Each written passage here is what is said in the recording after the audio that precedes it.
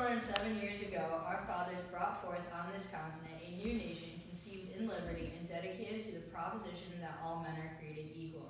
Now we are engaged in a great civil war, testing whether that nation or any nation so conceived and so dedicated can long endure. We are met on a great battlefield of that war.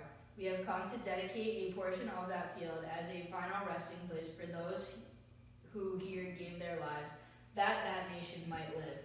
It is altogether fitting and proper that we should do this. But in a larger sense, we cannot dedicate, we cannot consecrate, we cannot hallow this ground.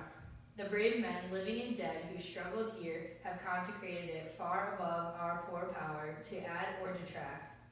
The world will little note nor long remember what we say here, but it can never forget what they did here. It is for us, the living rather, to be dedicated here to the unfinished work which they who fought here have thus far so nobly advanced.